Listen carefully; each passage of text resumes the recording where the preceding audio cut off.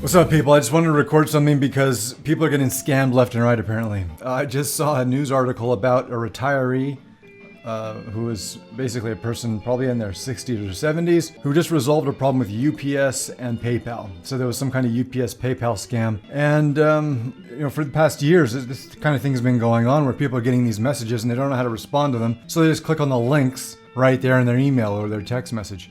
So let me show you what I had in the past couple days. This one was on Wednesday here, which is an HSBC message. And they're trying to get people to click on this link right here by saying a new payee request, which basically means I'm going to receive some money. And so if you're going to receive some money, you're probably going to be really anxious to click on that link and to log in your HSBC account and get your money. Of course, you have to have an HSBC account in the first place. So in this case, I have an HSBC account, but also in this case, I know what I'm looking for. So when I see this URL, I know it's not right and it's a scammer. Just today, I got this other message from FedEx. Well, it's obviously not FedEx, but they want me to think it's FedEx. And they don't even have the decency to use a regular, well-known URL shortener or anything that would be recognizable in this text at all. So unfortunately, some people seem to be clicking on these things. I want to walk you through what you should be looking for when you receive emails or text messages, or just going into any domain at all, or any website at all, because there are certain obvious things that you could look for that will help you avoid these mistakes. But the very general advice I'd like to give you guys is don't click on links from random messages, or even from people you know. For example, I get email from my father's email account all the time that I know he didn't send, because it's just from his email, and they have a little URL in there for me to click on. So somebody hacked his account at one point, and they have his email address, and they send me things as if they were him. And I know he's not going to be sending me a couple lines with a URL to click on. So a lot of times when you're receiving email from people that you think are from the people you know, they're from not the people you know exactly, they're from people who know the address or the email address of the people you know. The way to look at the headers of email and the routes at which the email took to get to your inbox is a much longer video. I just want to describe to you very quickly the URLs, domain names, and basically links that people are looking at that you can look for certain things that'll keep you out of trouble. But like I said, the general rule is don't click on links in emails and other messages. Okay, so in this case, there's 3 parts to a domain name, or maybe even just 2. There's a top-level domain, which is the .coms, the .nets, .orgs, which is those are the primary ones that we all knew about from the 90s. And then we have new top-level domains like .me. There's a .vegas. There's a .blog. There's a .red. I just received another one. .studio is available. So there's a lot of other top-level domains. Then there's domain names, which are like Google, Yahoo, Facebook, Nike, Coke, Coca-Cola, Victoria's Secrets, other brand names. So most companies have their brand that they purchased from a registrar like GoDaddy and Network Solutions. And so they purchased their company name or brand name .com or .net or .org. Hopefully they got the .com because that's what everybody wants. And that's the one they try to resell. So those are the 2 parts that are highly regulated and valuable. The parts that are not regulated at all, and anybody can assign or append different things to those domains are. So in that, let's go back to it real quick. The HSBC one's a little bit longer. They have security.hsbc.payee-manager.com/HSBC. The reason why the hyphen it is because they wanted it to do a return.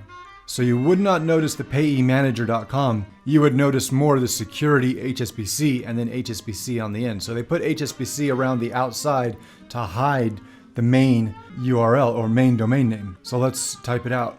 So it's security.hsbc payeemanager.com/HSBC.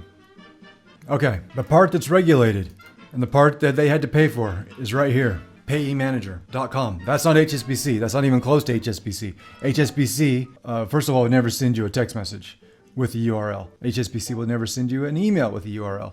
HSBC would never send or promote payee-manager.com. They would never send anything out relating to that.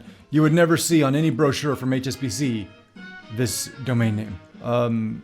So the part that they are responsible for, these scammers who registered payee-manager, they put on this, which anybody could do, and this, which anybody could do. There's nothing special about this. Some people refer to it as a subdomain. It's also referred to as a host name. And this is basically just a subdirectory.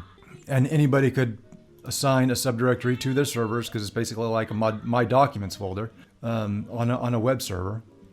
And then this part is basically just another way to redirect or route in DNS. Now, I'm not going to get into what DNS is, but just understand that anybody could put this prefix and this suffix on a domain name and try to hide the domain name itself. And so in this case, it's a banking scam where they're trying to get you to log in to your HSBC account, but you'd be logging into a fraudulent site. Basically, you'd be logging into Payee Manager's site, which is some Russian Chinese thing, and you'd be logging into their stuff. You would be inadvertently giving them your credentials so they can log in later and rip off all your money, in theory. So they're hiding this Payee Manager with the HSBC around the outside of it, with the security, because they want you to think that this is a secure proposition here. Like I said, the thing that's regulated here is the top-level domains.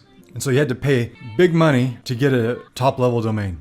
You pay little money to get a domain name, like $10 to $35. You don't pay anything to assign a host name or a subdomain to your domain you've already paid for. So like I said, the regulated part is the domain name that you assign to, or you attach, or you try to find with a top-level domain from a GoDaddy, from a Network Solutions, from domains.com. These companies will sell you a domain name to go with the available top-level domain.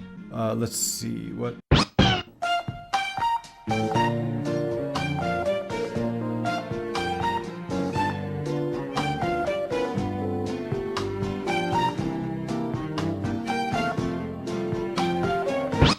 And let me just interrupt myself for a second here because I wanted to emphasize a couple points on this domain name thing. So these big companies that we all deal with would never have another domain name that's not affiliated with their brand or their company. But here's the bigger point that I want to make to the regulation part of this. Somebody had to register this, what's this? Let me just highlight it for a second. The .com, the payee-manager.com was registered with somebody. Was registered with a company that has been given permission from the big guys like Internic or whoever the big guys are these days to hand out these domains. There is no way for somebody to register payee-manager.com unless they have an account with some organization who is authorized to distribute top-level domains or domain names associated to a top-level domain. It's highly regulated. That's why there's thousands of dollars being passed around for a .com domain name. Now, I know what some of you guys are going to say. Well, these companies or these people, these scammers aren't in the United States. They're not in Europe. Maybe they are in Europe. They are typically in Russia and China for sure. Like when I get attacked, my servers get hit all the time. And they're primarily in Russia or China. There are times where they're being attacked in certain parts of Europe or even in the United States. My point is, if you go up the chain of command or up the chain of these regulations, at some level we can find out who's doing what. There are companies put in place that are issuing, I would say, more risky methods of registering these things. So you could basically just start alienating certain companies from issuing or having access to issuing these domain names. Because I don't think this is a government problem. Government's not going to be able to solve this problem. There are security companies that should be able to solve this problem quite easily. It's just not so easy to limit what you're actually seeing because the content that you're seeing in one web page could be coming from different sources, different IP addresses, different servers. So it is complicated from a technical point of view, but it would cause the end user to understand what data they're dealing with and where that data is coming from. What was the other thing? The other thing was the FedEx thing. So a lot of people are getting FedEx, UPS, USPS notifications randomly, and they're saying, "Hey, go get your package. It's waiting for you. Click on this to find out what your details are. What are you waiting for? What's in the mail? Who sent it to you?" They're trying to get you to click on something in order that you basically become infected with some spyware. Because you can see here, there's nothing tangible about this. There's no relatability to this f5gbr.info. Somebody registered the .info, which is the top-level domain, and the domain name is f5gbr. Doesn't mean anything. Has nothing to do with FedEx. FedEx has FedEx.com. They're not going to send you a link, even if they're going to send you a link at all. they're not going to send you a f5gbr.info. Similarly, when you're receiving an email, you can see who's sending you the email. Even if it's forged, you can look at something called the headers of the email, and you can see who's actually sending you that message. The text messages are going to be a little more difficult to find because they're always associated to a phone number. And phone numbers are not publicly accessible the way domains and IP addresses are. This is highly regulated as well, and I know it doesn't seem like it because we get a lot of spam calls all the time, but it is highly regulated. And the spam calls, I relate it to the reason why we get a lot of junk mail is because the post office gets a lot of money for junk mail. Well, we can easily stop, or anybody who wanted to could easily stop these spam calls, but the companies who get paid for phone services do not want to stop those spam calls because they get a lot of money. There's too much money in harassment to stop the harassment. Even though politicians will say, oh, we're going to put in these laws. They don't need to put in laws. The regulatory bodies that are responsible for issuing IP addresses and phone numbers can get exactly to the right person or the right company who's issued that phone number. Okay, I need to say one more thing about phone numbers because people are going to say, people can spoof phone numbers all day long, which is exactly true. The point that people don't really get is that access to the public telephone network is regulated. They have regulations to get access to the public telephone network. That was what was deregulated in '96, which allowed multiple providers into the telephone network.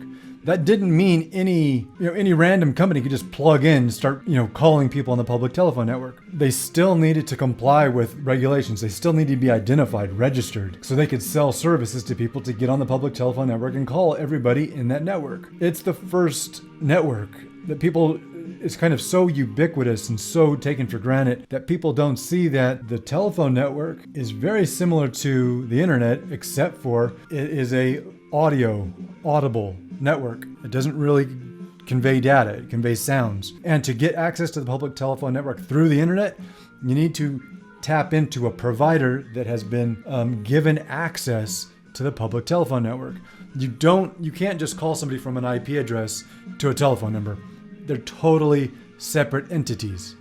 And let me add this, because a lot of people that are not in the business don't understand this, but I pay different companies to get access to the public telephone network. And they have my driver's license. They have my passport in some cases. Let's say, for example, there are these spammers who are spamming people on their phone and calling them all the time and sending text messages. A foreign company has to get access to a national phone service or phone carrier. They can't just, like I said a little while ago, you can't just make a phone call from an IP address to a phone number. It doesn't work. To make a phone call to another phone number, you need to be on the public telephone network. The different providers are scrutinizing the resellers like me, and I provided my passport and driver's license. If everybody's doing this kind of thing, because I can't imagine they're discriminating against me, then they would easily have recourse or some kind of way to find out who's spamming subscribers, meaning all of us. There are providers who are letting this go on, and they're regulated, and they're in this country, or they're in the United States for people who don't understand where I am, because they're not foreigners making long distance calls. They could eventually find out who's doing all the spamming. Of course, in most cases, the spammers would just leave from one service and open up another service, but that's not what I'm talking about. I'm talking about if somebody cracked down on one ISP or hosting service, those hosting services would stop issuing services to spammers, but they get too much money per use. It's kind of like a bulk service type of situation, which is exactly the reason why we get so much junk mail, which is because the post office makes a lot of money on junk mail because they know obviously who's sending junk mail. They get paid to send those messages, those pieces. They're picking in those messages up from somebody to deliver the junk to everybody who doesn't want it. The same is true of phone numbers and IP addresses.